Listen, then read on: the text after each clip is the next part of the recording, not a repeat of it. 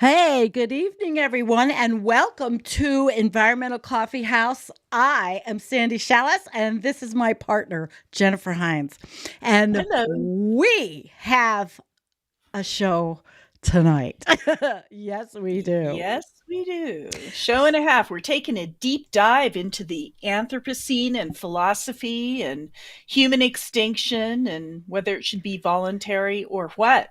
We're Mhm. going all over the place. Yeah, lots of or whats, lots of or whats. So we actually don't have a million articles tonight. We really don't, because what we've got tonight is pretty cool. Pretty cool stuff. And I don't know if you guys have seen it yet or what, but we're going to do this. We're going to do this. But first, what do we talk about? COP 15. Mm-hmm. Yeah. COP 15. And what else, Jen?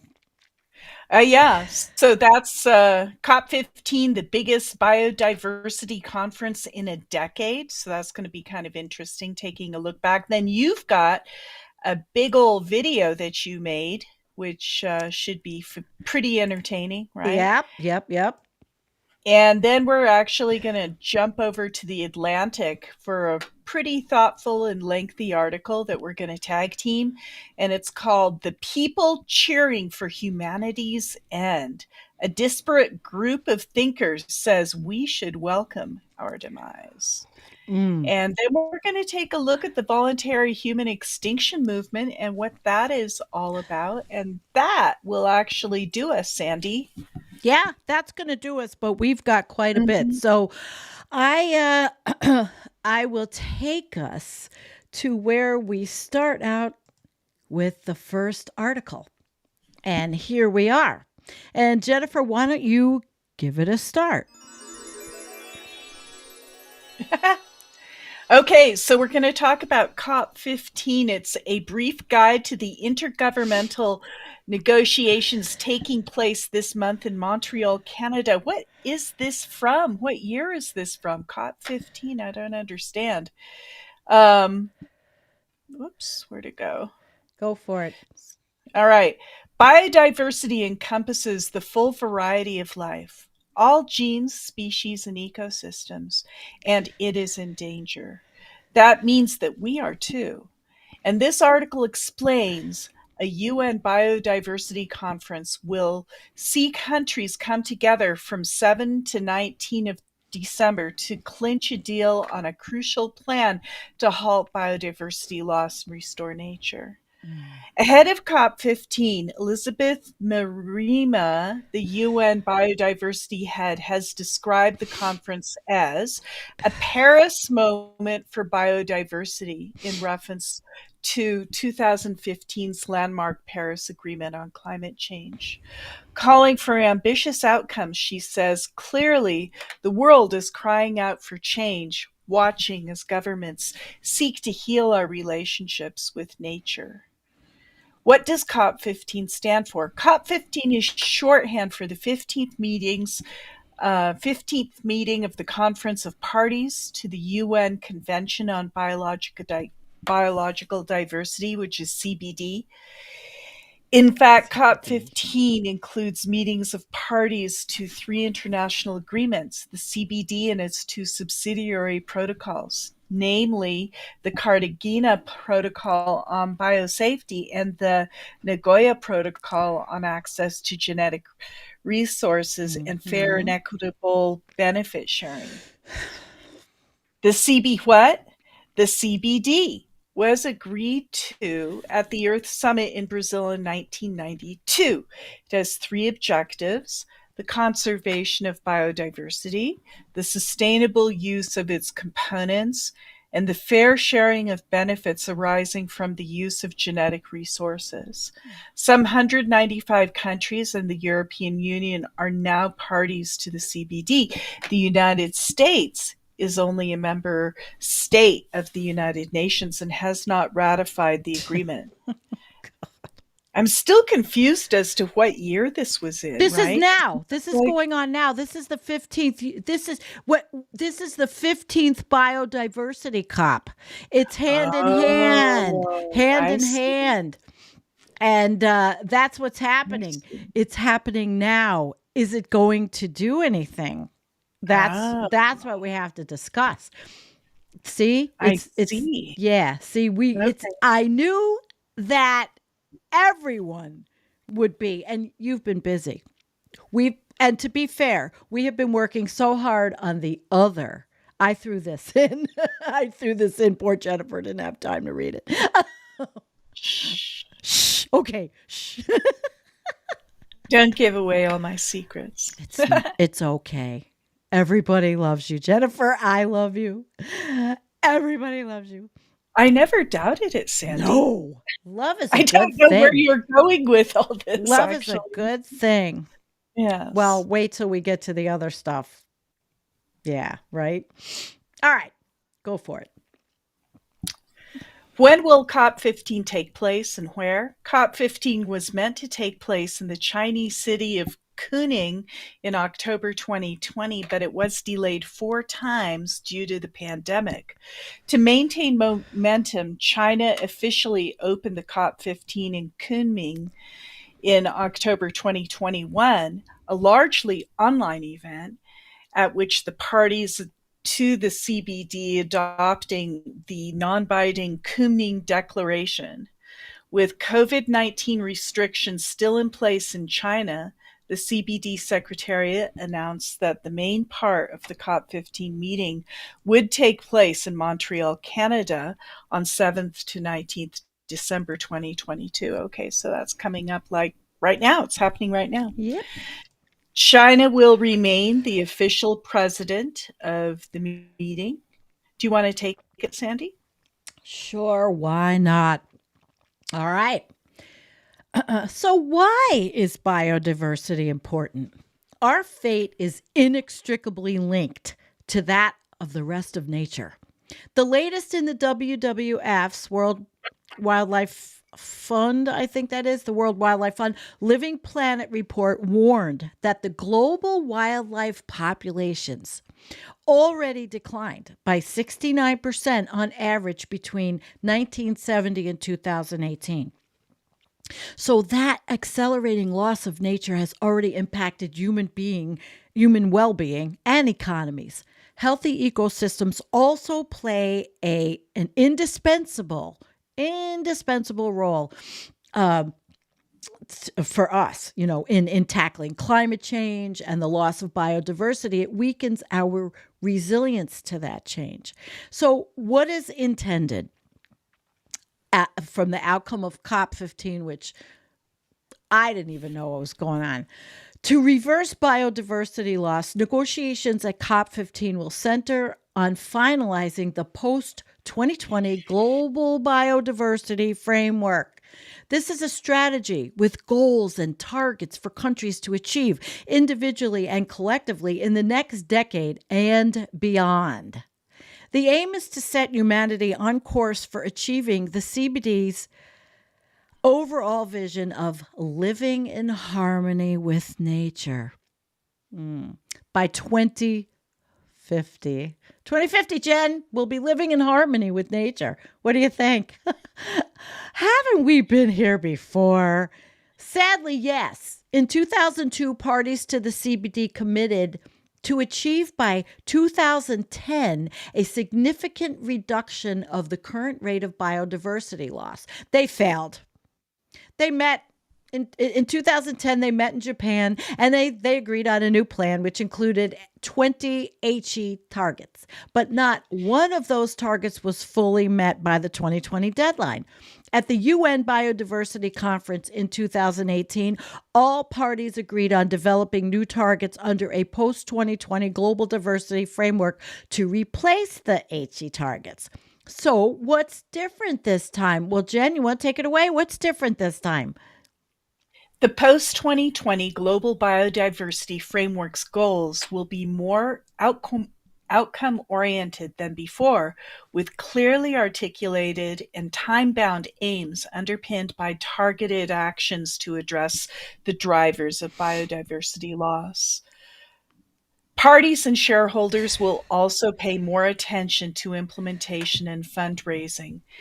David Cooper, CBD's Deputy Executive Secretary, says a key part of the talks will focus on strengthening the mechanism to monitor and assess the country's progress on fulfilling their commitments. To support implementation, they will also scale up efforts to raise funds and resources from all sources. Quote, what we're seeing this time compared to 2010 is even more serious attention on the need to raise resources to support the implementation, Cooper says. How is the plan shaping up? A CBD working group co-chaired by the representatives of Canada and Uganda, that's an odd combo, Canada and Uganda, is developing the text of the post-2020 Global Biodiversity Framework for CBD parties to finalize and agree at the COP15. The latest version has 4 long-term goals for 2050 and 22 targets to achieve by 2030.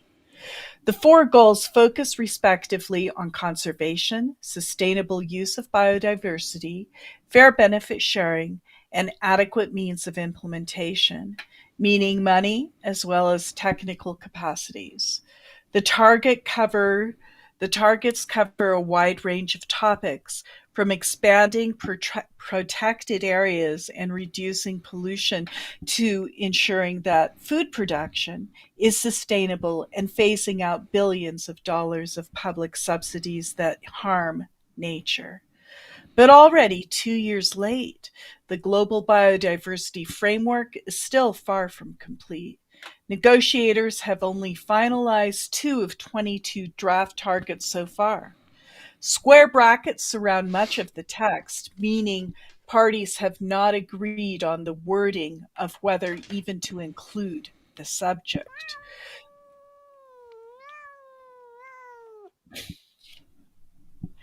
The working group's 4th meeting in Nairobi in June 2022 was meant to be its last, but it made so little progress that an extra meeting will take place on 3 to 5 December in Montreal, just before the COP15. Does the CBD need an apex target like the Paris Agreement's 1.5 degrees C? Scientists, non-governmental organizations, and parties to the CBD are split about whether or not to have a top-level target to be achieved by 2030, such as overall biodiversity status or global rate of extinction. Some believe it would help. Others say it would distract from the work of implementing the post-2020 Global Biodiversity Framework, and that it is impossible to capture the complexity of ecosystems and species with a single metric. Who leads the talks, and why is this significant? China holds the rotating presidency of the Conference of Parties to the CBD. Its Minister of Ecology and Environment, Huang Riqi, will preside over the talks in Montreal. It is the first time China has overseen major intergovernmental negotiations on the environment. This provides China with the opportunity to showcase its efforts to protect biodiversity both at home through its vision of ecological civilization and use of ecological redlining, and abroad through greening its belt and road initiative. But COP15 also presents a significant challenge to China. It will need to work hard and creatively to bring other nations together and achieve consensus on ambitious agreements. Which other countries will be key to the talks? Costa Rica and France co-chair the High Ambition Coalition for Nature and People. Isn't that an interesting title of this coalition, the High Ambition Coalition for Nature and People, which includes more than 100 countries that support the goal of protecting 30% of land and ocean by 2030. Separately, leaders of 93 countries and the European Union have endorsed the Ledger's Pledge for Nature, committing to reversing biodiversity loss by 2030. Oh boy. The members of these alliances come from all world regions and include rich and developing countries. But there are some notable absences, including Brazil, Indonesia, and South Africa. These countries hold a large share of the world's biodiversity, and so they are influential players in the COP15 talks. Among other things, they will want to see firm commitments of finance from industrialized countries before they consider agreeing on to other proposals. What sticking points can we expect? Much of the COP15 will focus on the final content of targets in the post-2020 global biodiversity framework. In these negotiations, nothing will be agreed until everything is agreed. While many countries want to include the target of protecting 30% of the planet, others will seek changes in other parts of the framework before agreeing to that. Argentina and Brazil, for example, are likely to resist targets that restrict agriculture.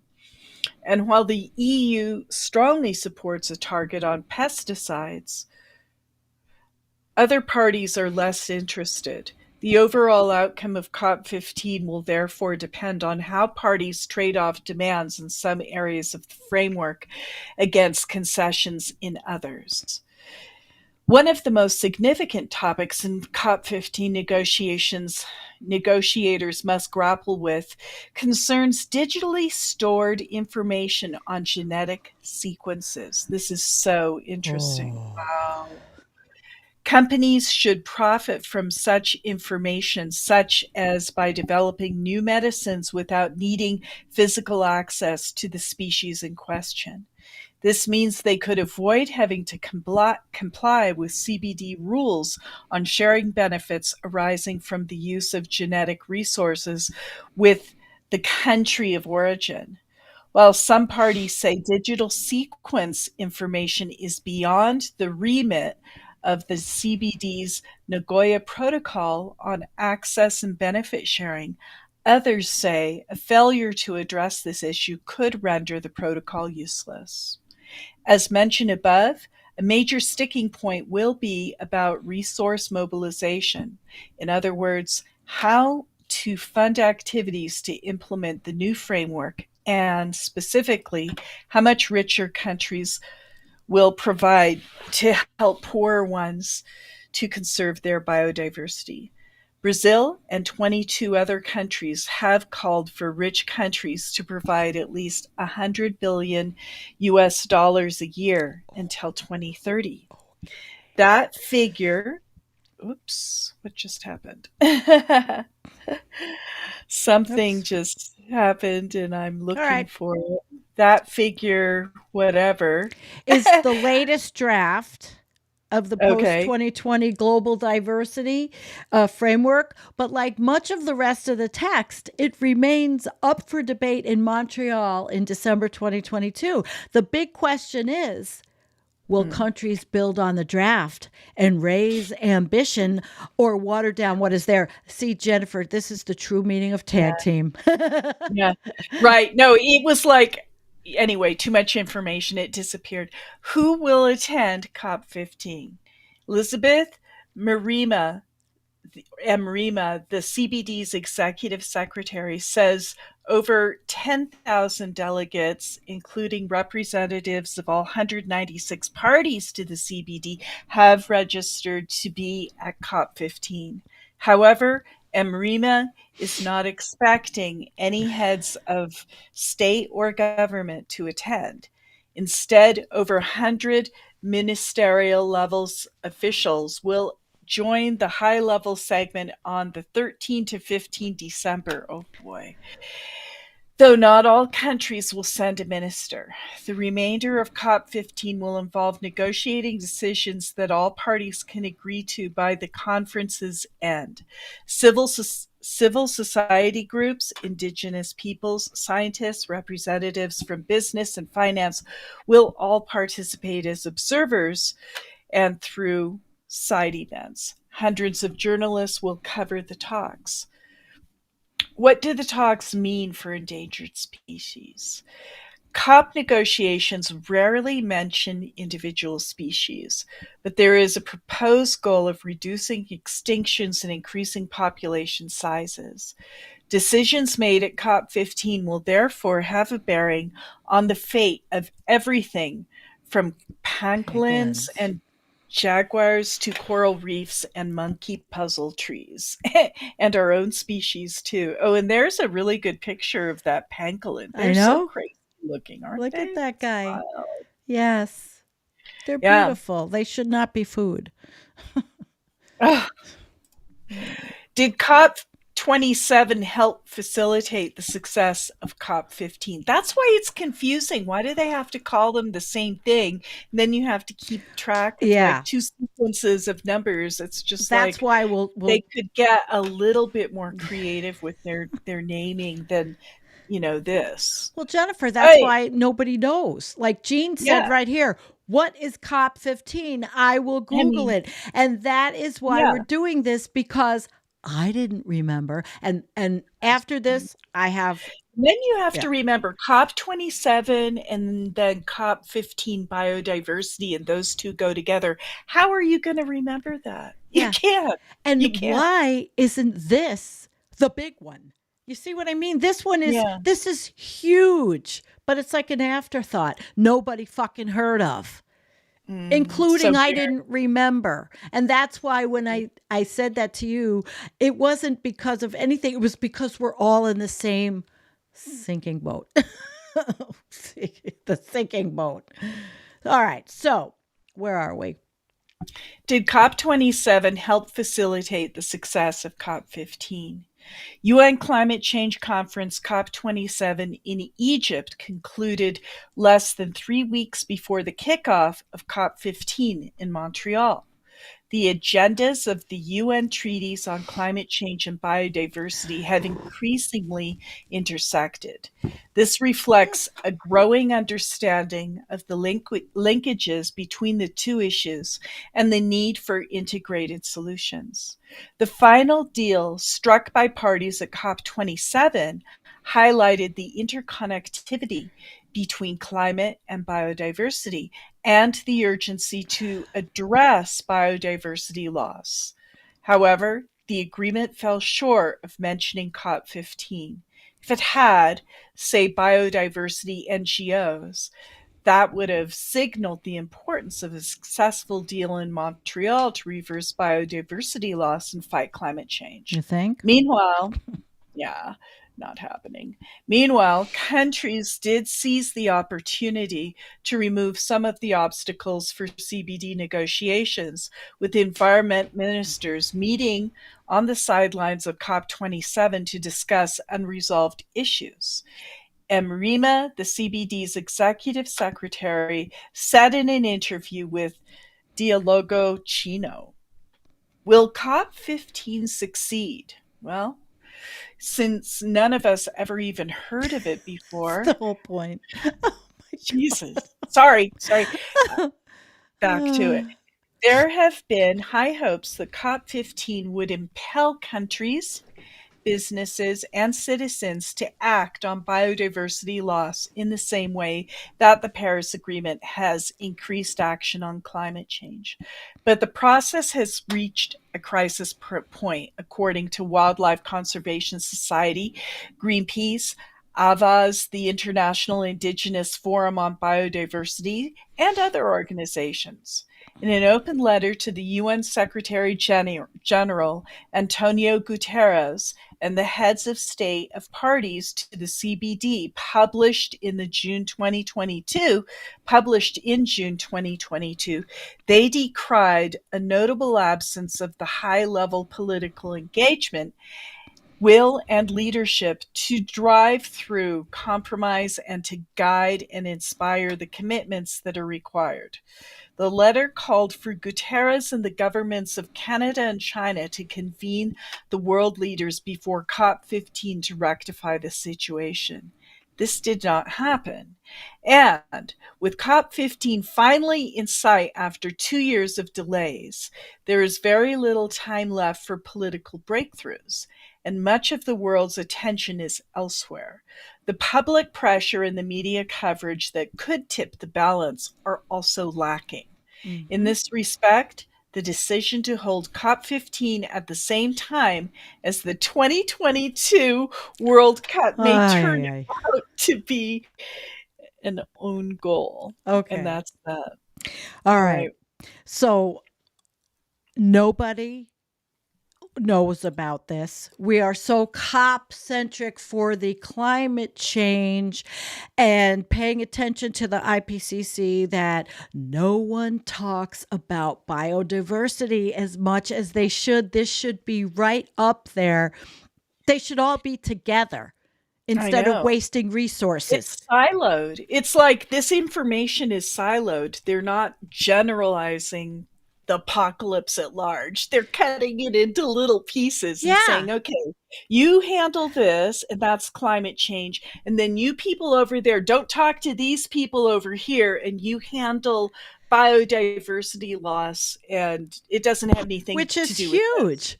It's huge. And like Rollins Switch says, biodiversity sounds like corporate speak for more delusional cover-up.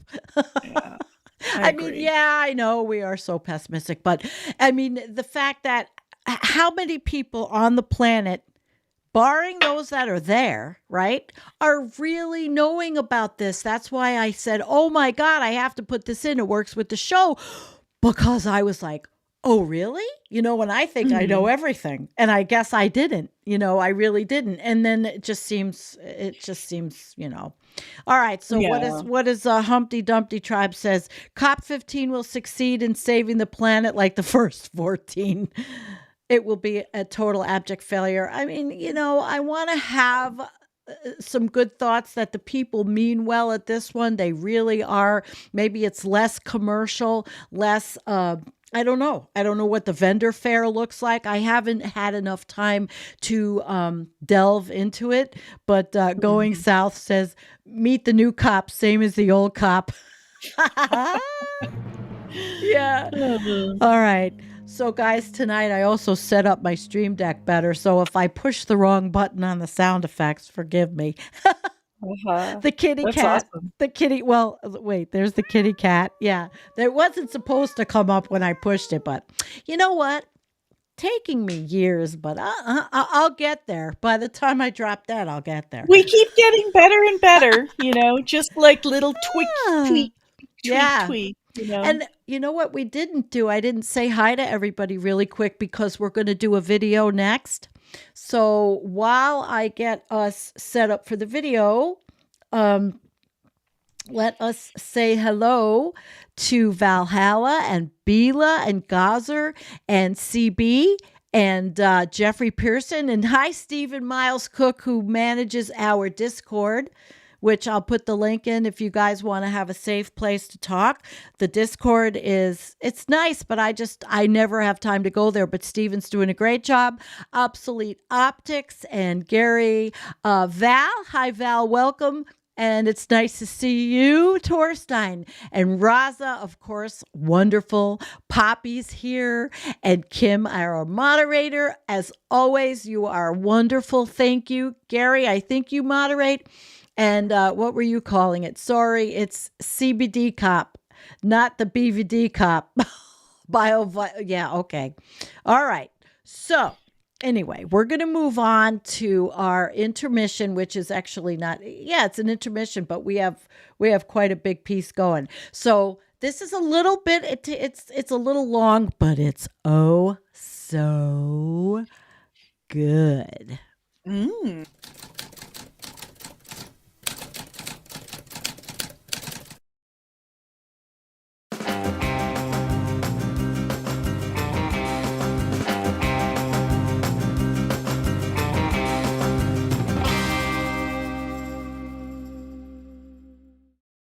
Greenpeace is radical for spray painting baby harp seals. Brace yourself.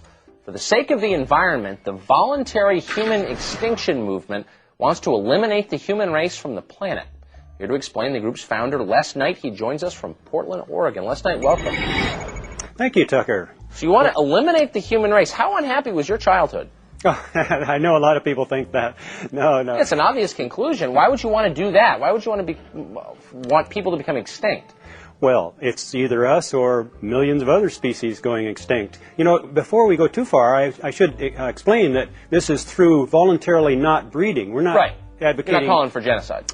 No, or any kind of increase in death. We're calling for a decrease in death, actually. Okay, but you're calling for people to go away. I guess the obvious answer is, what if we prefer our species to those other species, right? I mean, isn't it fair for human beings to want to perpetuate their own species? Well, it would be fair if that's all we did, and if we let the others also survive and exist, if we could peacefully coexist. But ever since we became Homo sapiens, we haven't been able to do that. What do you mean? I mean, there are many species of plant and animal that are thriving. We still haven't got to them yet. We're working on it, though. No, I mean, but that's literally true. I mean, there are all sorts of, insects and algae, and I mean, there's a lot of living things on this earth, and a lot of them are doing quite well. They are, yes, especially the ones that can adapt to our civilizations, like pigeons and rats. But there are many species which have gone extinct due to our increase. There are so many of us.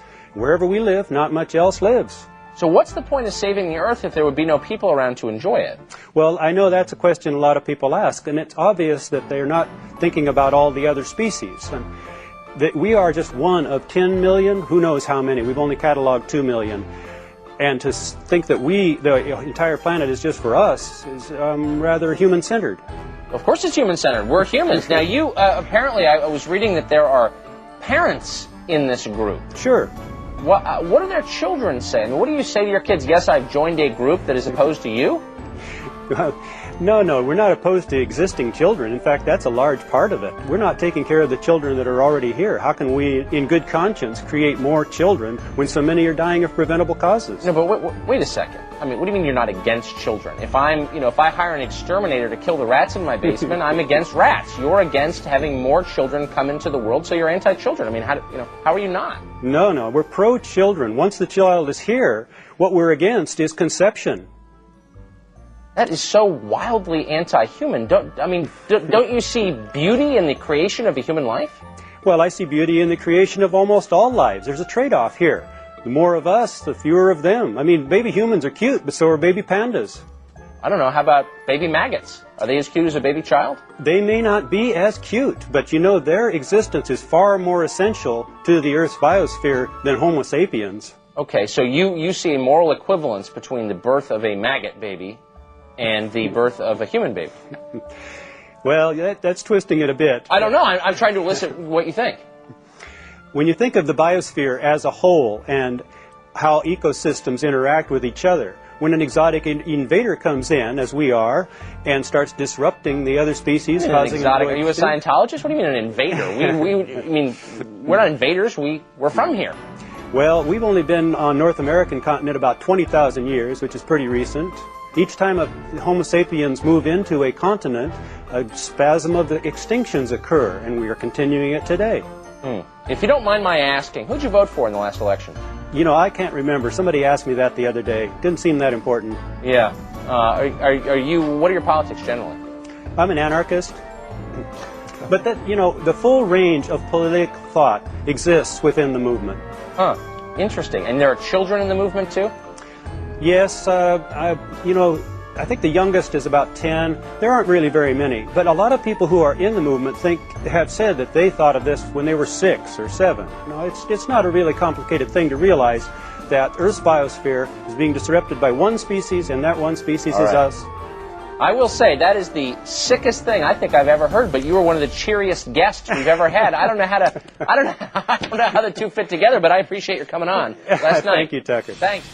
Now, there's so many causes trying to get your attention during the year, like advocating for animal rights, maybe for the Second Amendment, abortion, for veterans. But you probably didn't know that there is a movement that's actively lobbying for the end of the human race. You're involved with an extinction movement. Correct. You basically say we just need to live long and die out. we just need to feed, not breed. Is that what you say? Feed them, don't breed them. Yes, that's right. My plan is for everyone to think before they procreate. And if we all stop procreating, we'll go extinct slowly. We can clean up our messes as we go. And the biosphere, what's left of it, will have a chance to recover. Okay, Gramps. Well, the Voluntary Human Extinction Movement is essentially a wacko consortium, kind of an environmental group that believes man is killing the planet, and therefore that man has to die off in order to save the planet. Les Knight, who you just saw there, founded the organization and feels very altruistic for having gotten a vasectomy at the ripe old age of 25. Now, he claims that childlessness would give the last humans the opportunity to live in a world comparable to the Garden of Eden. And he claims that procreation today is de facto child abuse. And of course, being a hippie from the 70s, he thinks people like him are victims. Hundreds of millions of couples are denied their right to not procreate. They do not have the contraceptive services, reproductive health services that they need. Those are not provided. Try to get a sterilization here in America when you haven't had kids and you're only 22. That's true. We're not allowing people to not breed. Okay, Les, maybe only the stupid people should die out. Now, he may seem extreme, and he is, but this ideology is actually growing.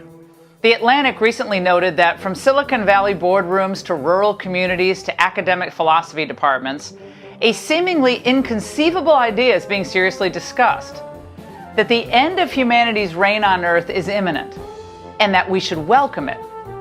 Anti-humanism is inspired by revulsion at humanity's destruction of the natural environment. And some anti-humanist thinkers look forward to the extinction of our species, while others predict that even if some people survive the coming environmental apocalypse, civilization as a whole is doomed. Then there's another gem called transhumanism. It propounds that the only way forward for humanity is to create new forms of intelligent life that will no longer be Homo sapiens. I guess think robots and things happening in the metaverse. Now, crusaders for climate change, abortion, euthanasia, gender fluidity, they all lead eventually their thinking to the devaluing of human life.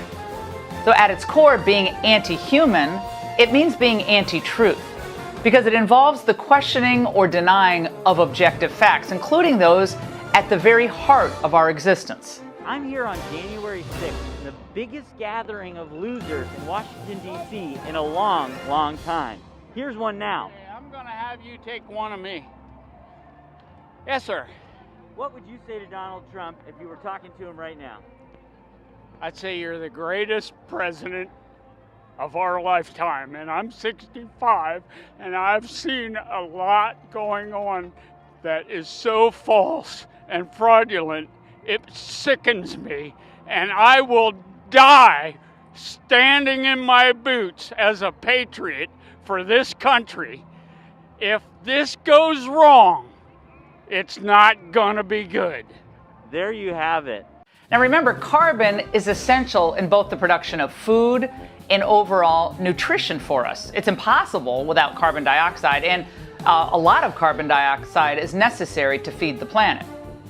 But remember, a lot of powerful people secretly agree with Mr. Knight that there are too many humans around anyway, and they're the problem.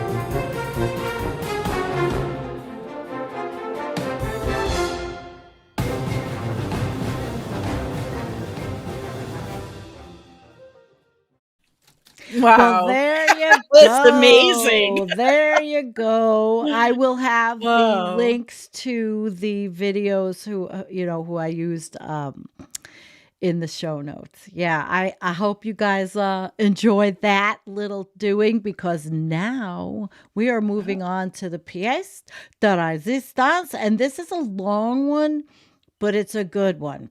And I don't know if anybody has seen this. It was in Atlantic magazine, which is kind of mainstream media. Mainstream lean lefty media, but I'll start, Jen, and let's go for this. All right. So this, and it was really good. It had an audio, but it's much better if we read it. So we are reading it. Okay.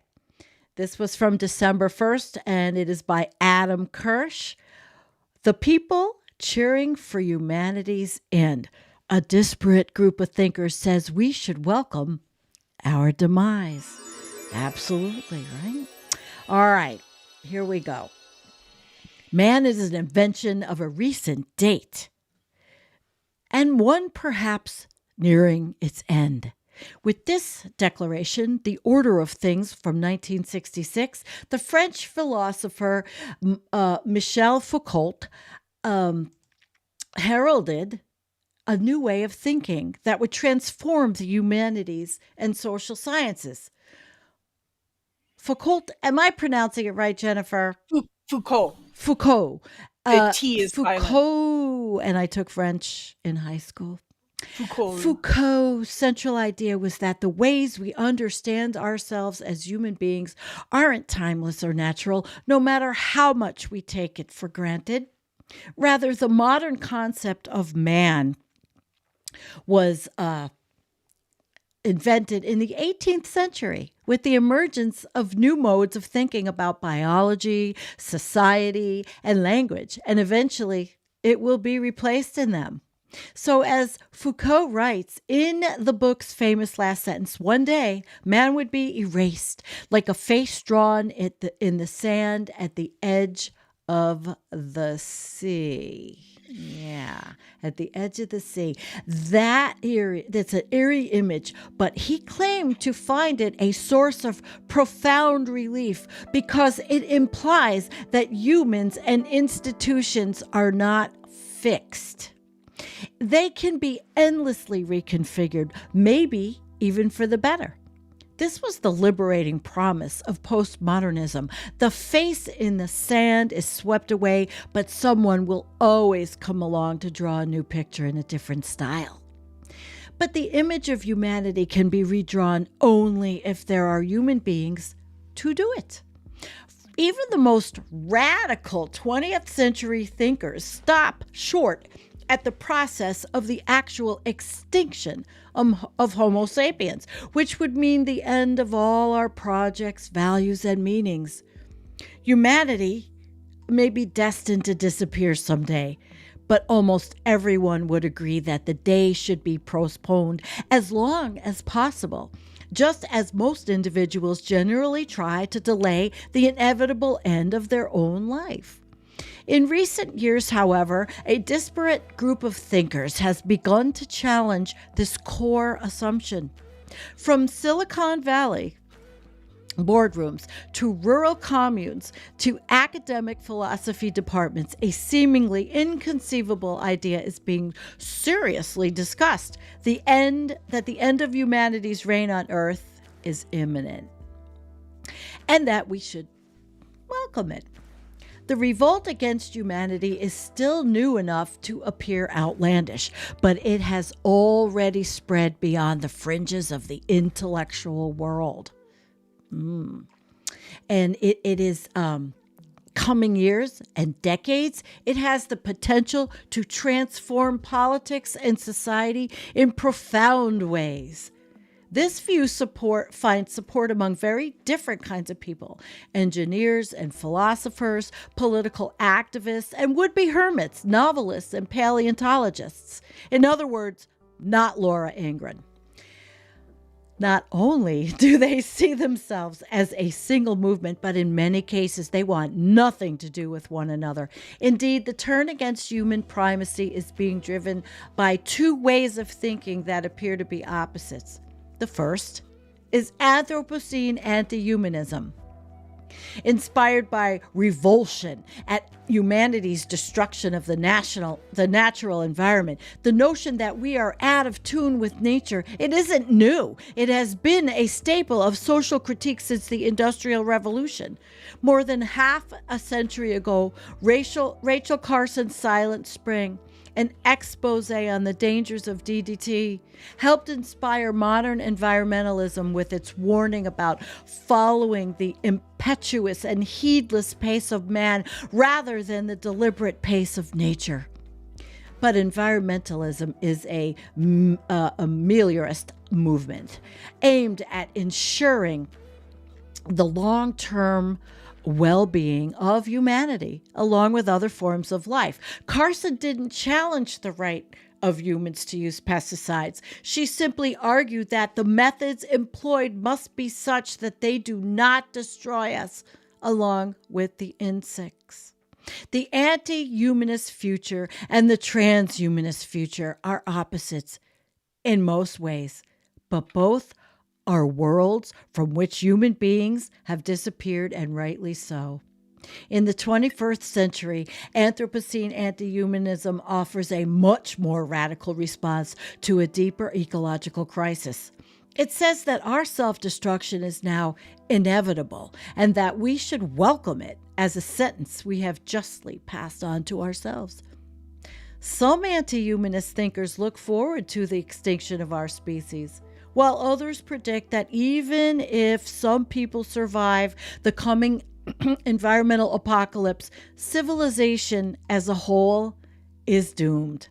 Like all truly radical movements, Anthropocene Anti-Humanism begins not with a political program, but with a philosophical idea: doomerism.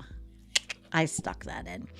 It is a rejection of humanity's traditional role as Earth's protagonist, the most important being in creation. Jennifer?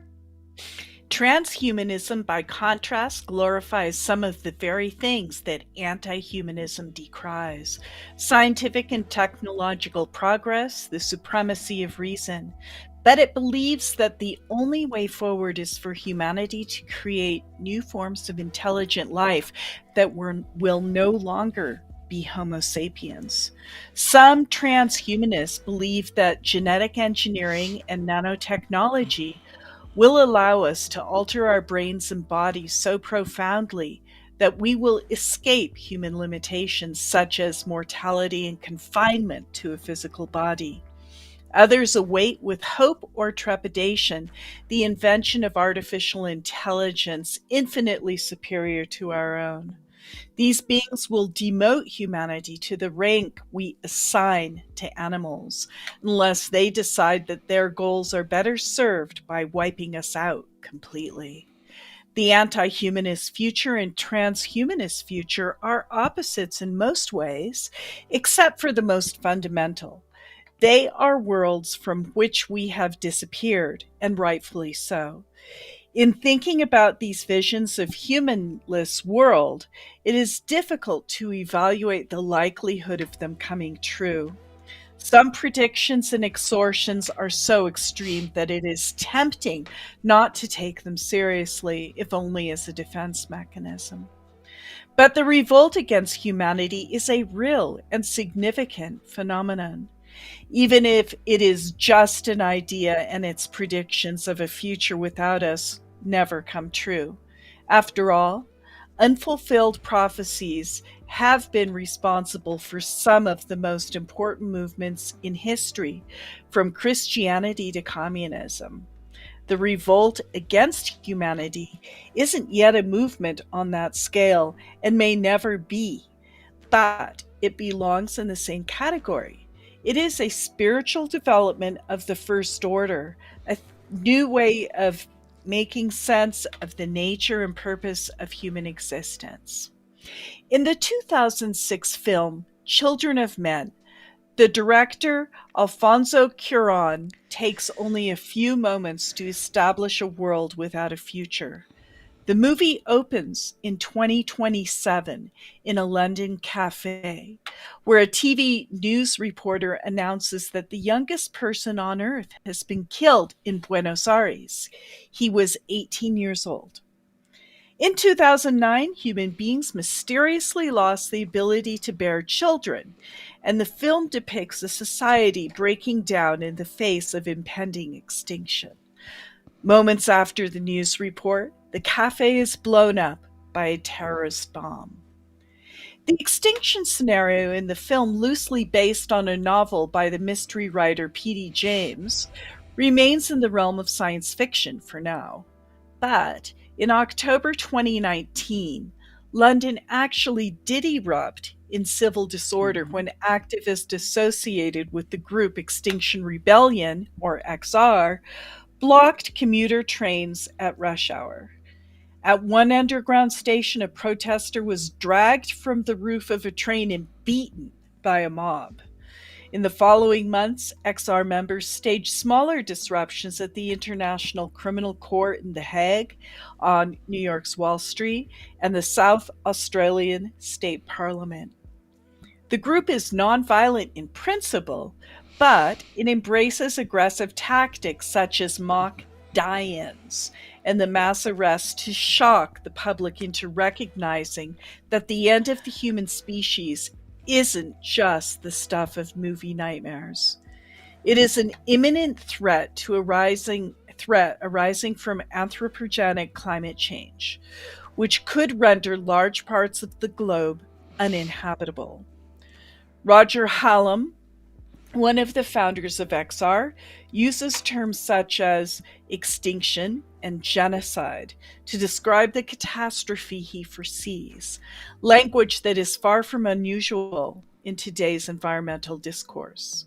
The journalist, David Wallace Wells, rendered the same verdict in The Uninhabitable Earth in 2019, marshalling evidence for the argument that climate change is not just the biggest threat human life on the planet has ever faced, but a threat of an entirely different category and scale. Since the 1940s, humanity has lived with the knowledge that it has the power to annihilate itself at any moment through nuclear war.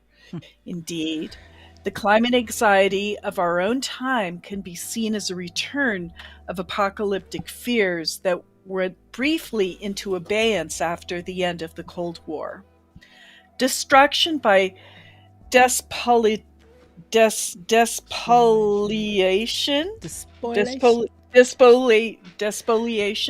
destruction by despoliation is more radically unsettling.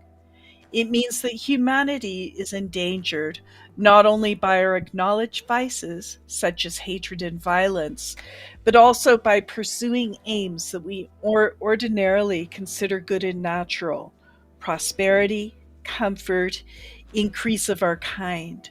The Bible gives the negative commandment, "Thou shalt not kill," as well as the positive commandment, "Be fruitful and multiply." And traditionally, they have gone together. But if being fruitful and multiplying starts being seen as a form of killing because it deprives future generations and other species of irreplaceable resources, then the flourishing of humanity can no longer be seen as simply good.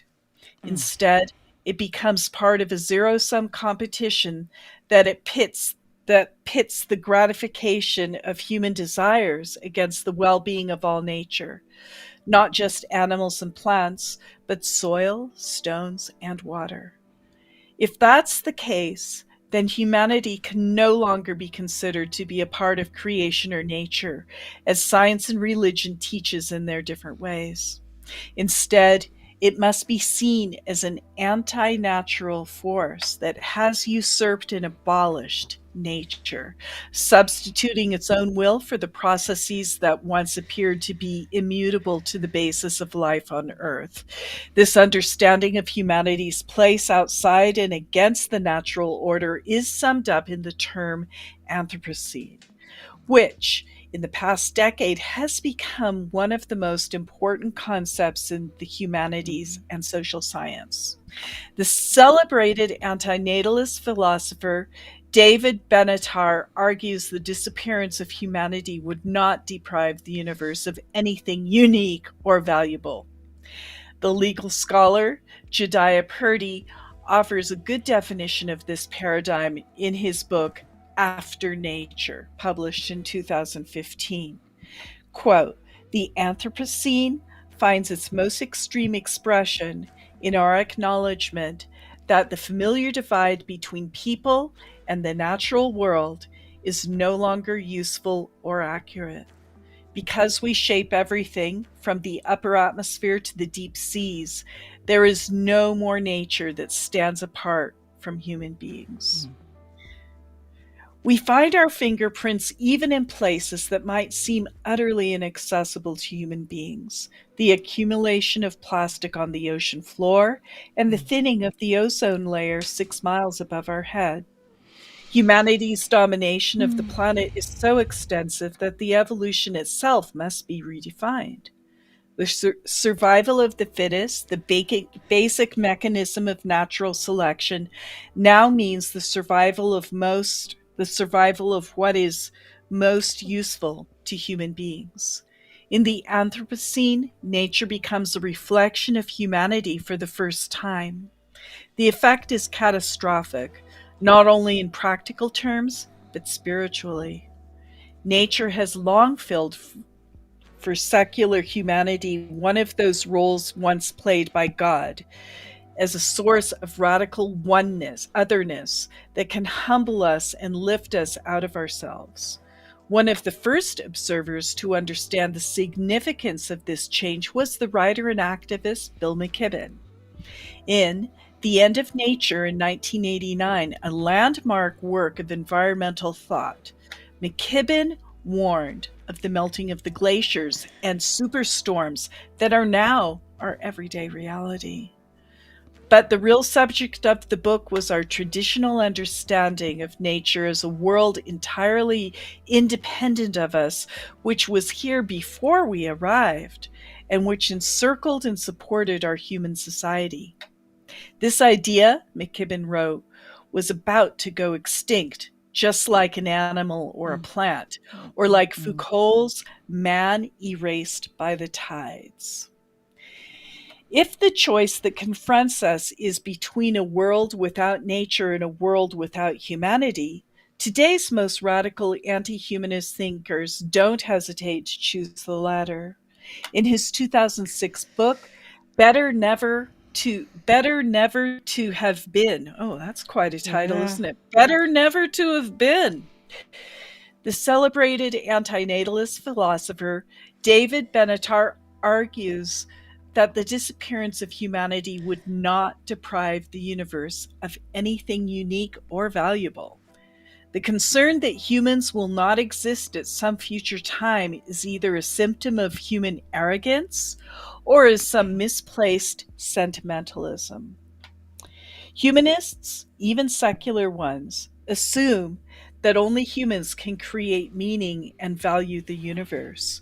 Without us, we tend to believe all kinds of things might continue to happen on Earth, but they would be pointless, a show without an audience. For anti-humanists, however, this is just another example of the metaphysical egoism that leads us to overwhelm and destroy the planet. Quote, What is so special about a world that contains moral agents and rational deliberators? Benatar asks. The humans value a world that contains beings such as themselves, says more about their inappropriate sense of self-importance than it does about the world. Rather, we should take comfort in the certainty that humans will eventually disappear. Things will someday be the way they should be. There will be no people. Like anti-humanists, transhumanists contemplate the prospect of humanity's disappearance with serenity. What worries them is the possibility that it will happen too soon, before we have managed to invent our successors. As far as we know, humanity is the only intelligent species in the universe. If we go extinct, it may be game over for the mind. It's notable that although transhumanists are enthusiastic about space exploration, they are generally skeptical about the existence of extraterrestrial intelligence, or at least about the chances of our ever encountering it. If minds do exist elsewhere in the universe, the destiny of humanity would be of less cosmic significance. All right. Oh, you want to tag team? Sure. All right, I'll go a little bit.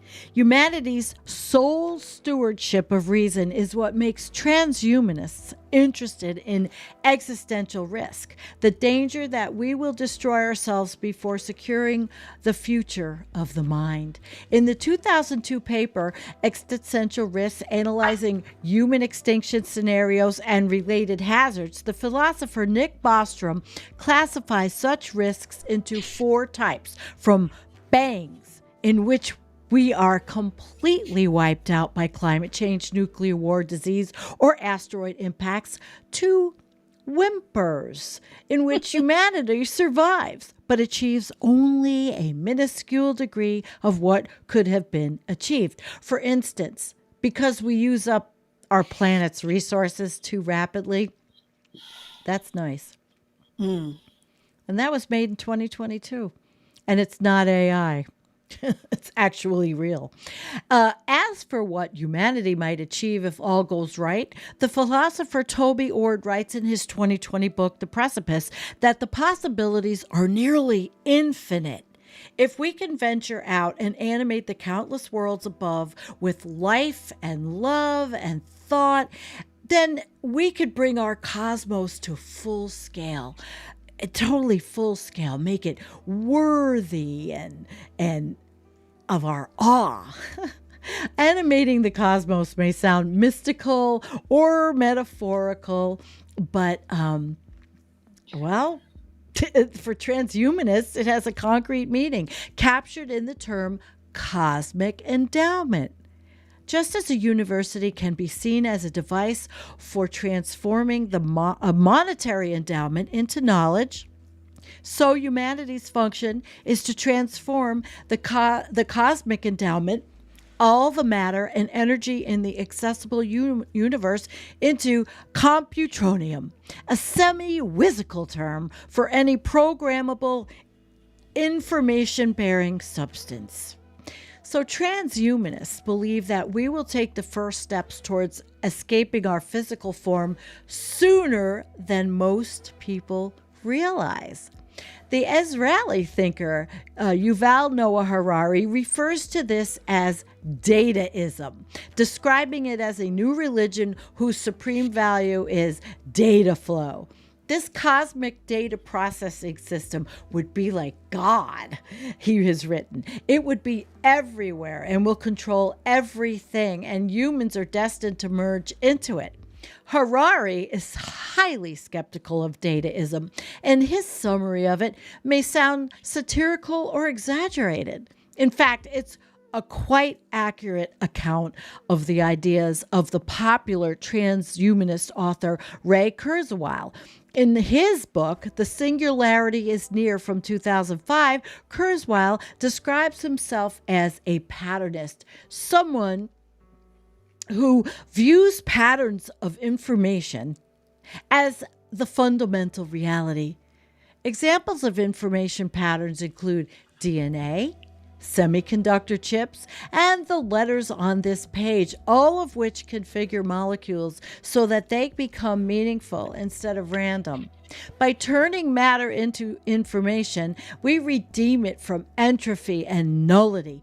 Ultimately, even the dumb matter and mechanisms of the universe will be transformed into exquisitely sublime forms of intelligence, Kurzweil prophesizes. Okay, Jen, your turn. In his 2014 book, Superintelligence, Nick Bostrom performs some back-of-the-envelope calculations and finds that a computer using the entire cosmic endowment as computornomium could perform at least 10 to the 85 operations a second. For comparison, as of 2020, the most powerful supercomputer, Japan's Fugaku, could perform on the order of 10 to the 17th operations per second. This mathematical gloss is meant to make the project of animating the universe seem rational and measurable, but it hardly conceals the essentially religious nature of the idea. Kurzweil calls it the ultimate destiny of the universe, a phrase not ordinarily employed by people who profess to be scientific materialists. It resembles the ancient Hindu belief that the Atman, the individual soul, is identical to the Brahman, the world spirit. Ultimately, the source of all limitations that transhumanism chafes against is embodiment itself. But transhumanists believe that we will take the first steps towards escaping our physical forms sooner than most people realize. In fact, although engineering challenges remain, we have already made the key conceptual breakthroughs. By building computers out of silicon transistors, we came to understand that the brain itself is a computer made of organic tissue. Just as computers can perform all kinds of calculations and emulations by aggregating bits, so the brain generates all of our mental experiences by aggregating neurons.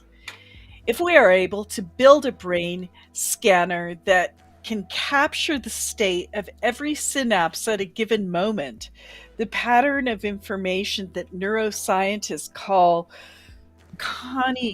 connectome, a term analogous with genome, then we can upload that pattern into a brain emulating computer. The result will be, for all intents and purposes, a human mind. Wow. An uploaded mind won't dwell in the same environment as we do, but that's not necessarily a disadvantage. On the contrary, because a virtual environment is much more malleable than a physical one, an uploaded mind could have experiences and adventures we can only dream of, like living in a movie or a video game. For transhumanists, mind uploading fits perfectly into patternist future. If the mind is a pattern of information, it doesn't matter whether a pattern is instantiated in carbon-based neurons or silicon-based transistors. It is still authentically you. The Dutch neuroscientist Randall Cohen refers to such patterns as substrate-independent minds, or SIMs, and sees them as the key to immortality. Quote, "Your identity, your memories can be embodied physically in many ways. They can be backed up and operate robustly on fault-tolerant hardware with redundancy schemes," he writes in 2013 essay, Uploading to Substrate-Independent Minds. I mean, Yeah. Oh, it gets so much deeper, Jennifer, from So what I looked at. crazy. Oh, my God. The transhumanist holy grail is artificial general intelligence, a computer mind that can learn about any subject rather than being confined to a narrow domain such as chess.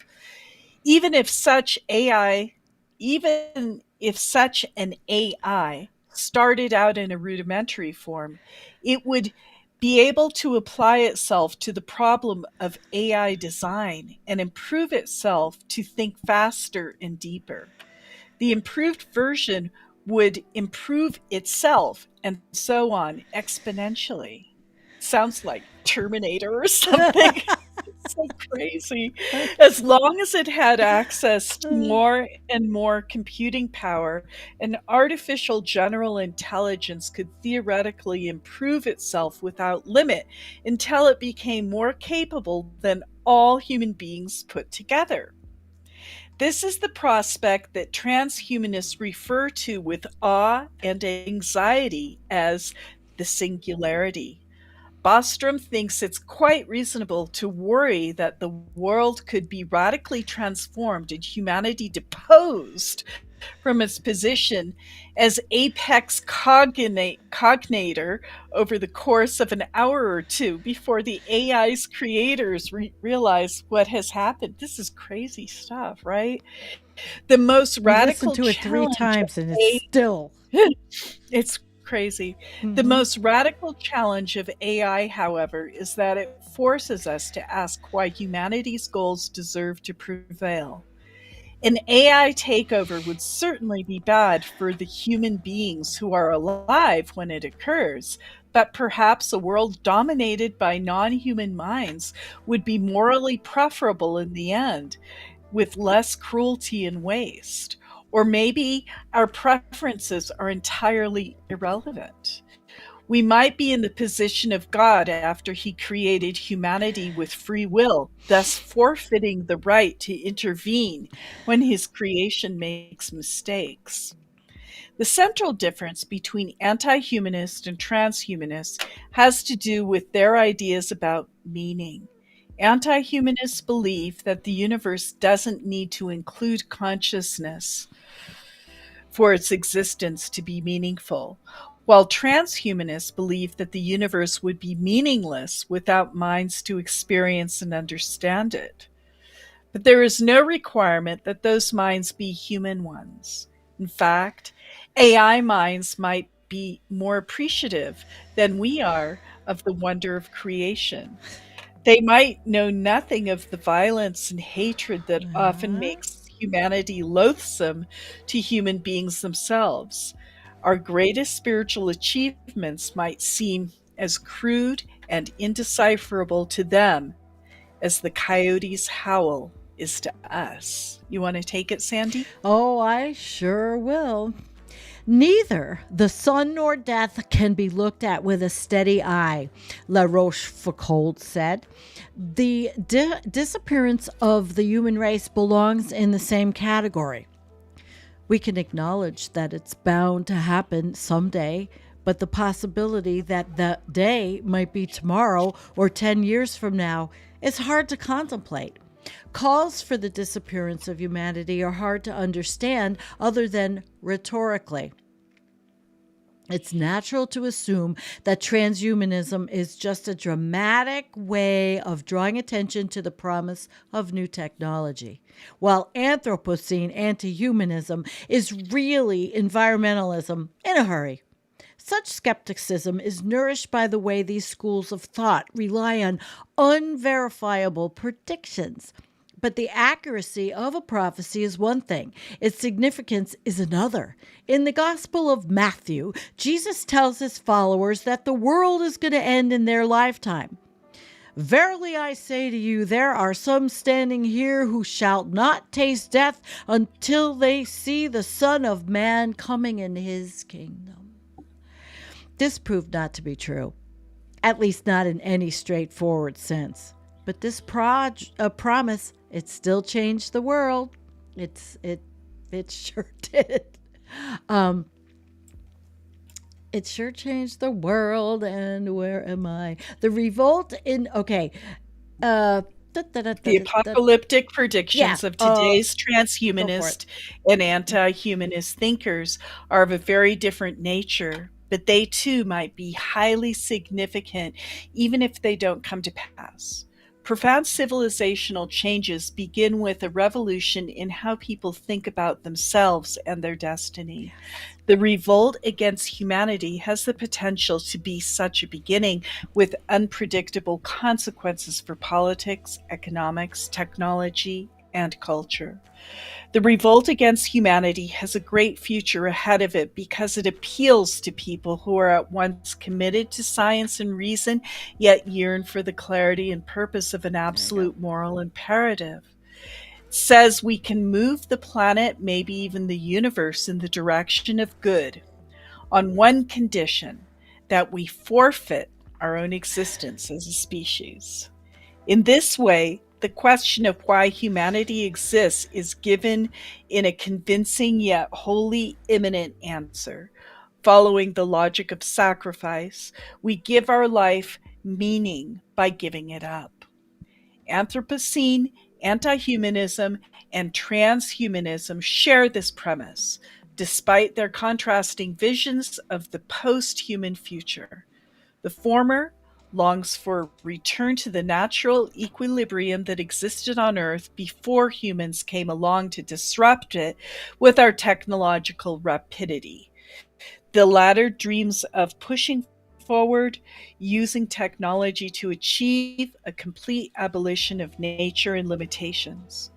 One sees reason as the serpent that got humanity expelled from Eden, while the other sees it as the only road back to Eden. But both call for drastic forms of human self-limitation, whether that means the destruction of civilization, the renunciation of childbearing, or the replacement of human beings by machines. These sacrifices are ways of expressing high ethical ambitions that find no scope in our ordinary hedonistic lives. Compassion for suffering nature, hope for cosmic domination, love of knowledge. This essential similarity between anti-humanists and transhumanists means that they may often find themselves on the same side in the political and social struggles to come. And that was a mouthful. That's the end of that. That Whoa. was a mouthful. And I was a will mouthful. say thank you, yay, to the author. That was quite a reading, and any of you that are going to get it, you can listen to it. Actually, the article, and I think the first time you get it, it's not behind a paywall, so you'll be able to see it. But that was quite an article, and that was really the main part of the show until I stuck the COP15 stuff in because I was so shocked that I was like, what the hell is this? I know. I was so confused.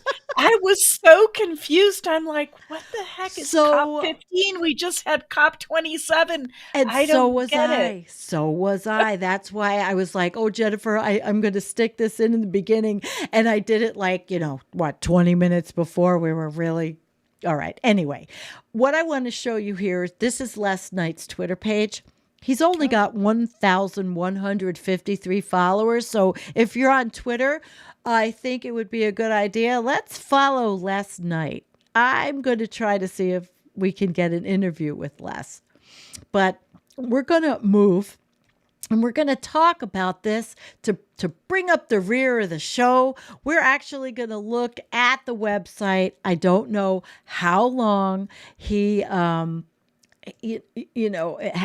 he updates it or whatever, but I just did want to ask guys and Jennifer, because I saw Earl was here. Earl, can you tell me what you think or anybody think, what gets the environmental coffee house flush of the day? Is it the transhumanism where we are all going to put our minds in computers? Or is it the Anthropocene where we know we are all somewhat fucked? I say transhumanism can go right down the toilet. This whole thing about uploading your consciousness into a computer and having every permutation of your brain that could ever exist it is so out there. I just do not even. It's wild. It's wild, but I just don't think it's ever gonna. Neither do a lot of people. You know. And nor should it.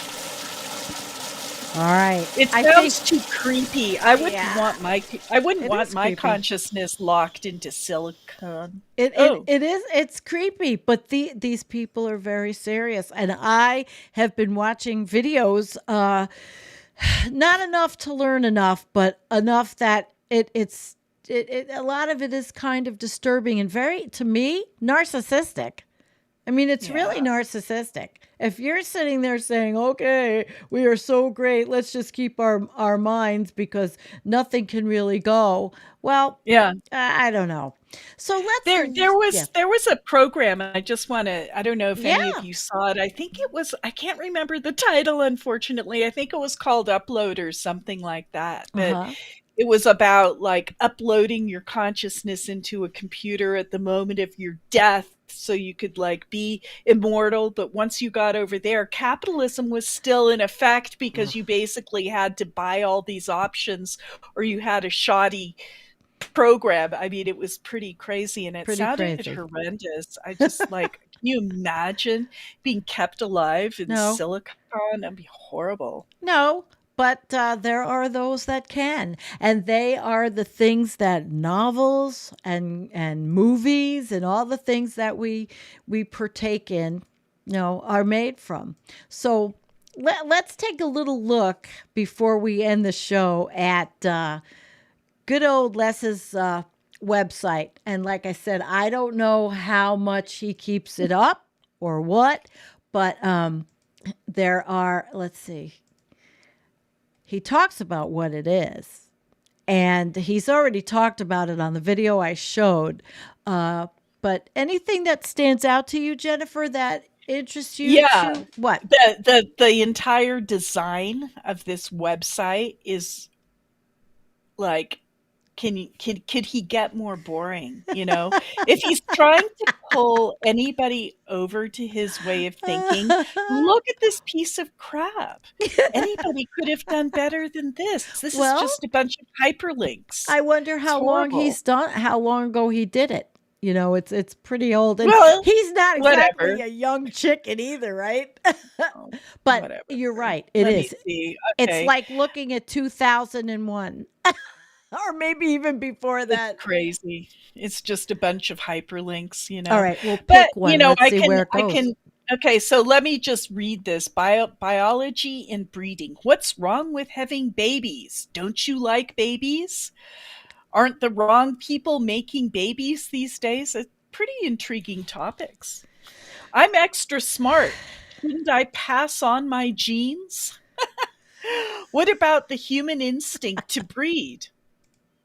Do we have to stop having sex? Does VMIT, that means Voluntary Human Extinction Movement, favor abortion?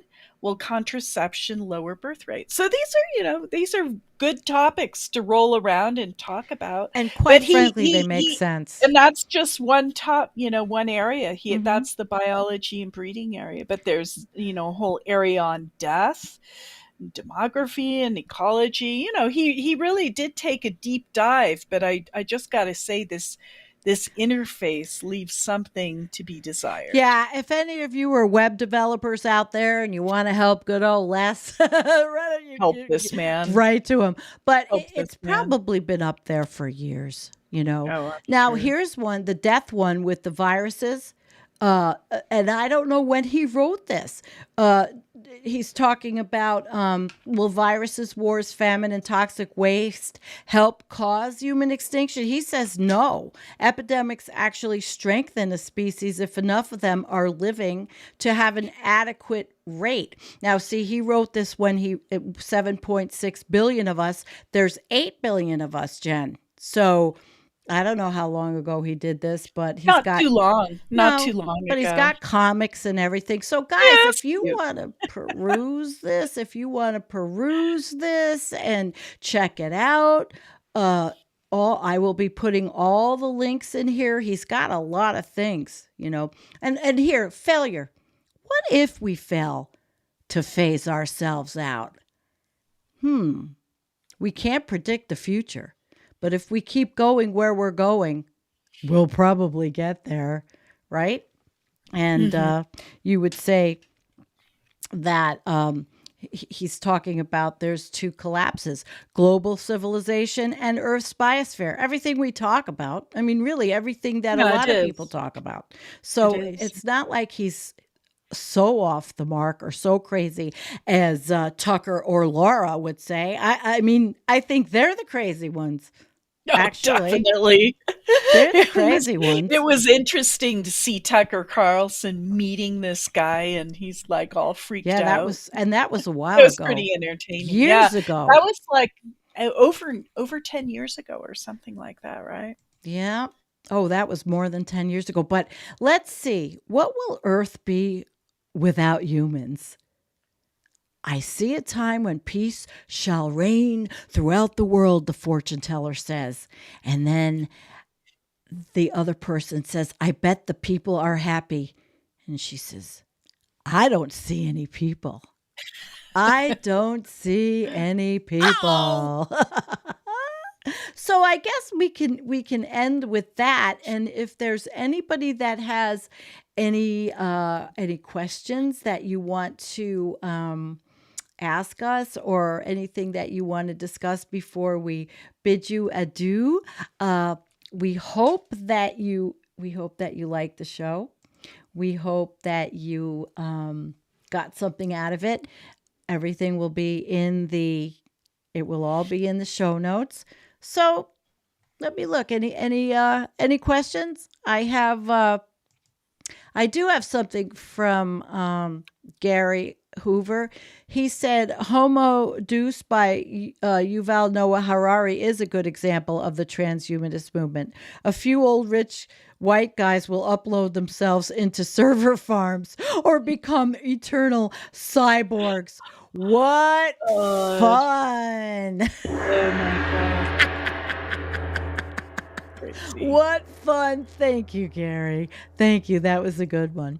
So anybody else? I didn't know if I caught anything. Okay, here's one. Jean, how many humans can exist on the earth living like people do in the US? Well, she said 50,000. You mean continue on? If everybody had the carbon footprint of what people in the US do, how many humans could live on Earth, she says. Not many. We're going to use everything up, And of course, the people like Tucker, they, human centric.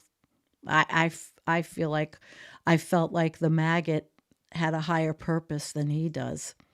Obsolete optics. Have you heard of the Church of Euthanasia? Yes. And in fact, that Laura Ingram clip, she did have examples of what was going on up there in, I think it's Canada, but I clipped it out for the interest of time, and plus it did not have a lot to do with the show. But yes, it would be.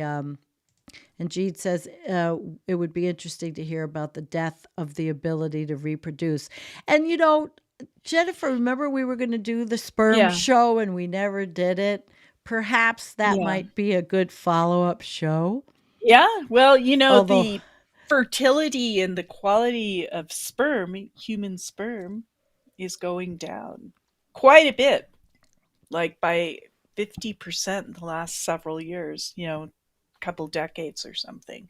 Yeah, so we have to take a look at that. Yeah, we probably will. But anyway, I want to thank Gary.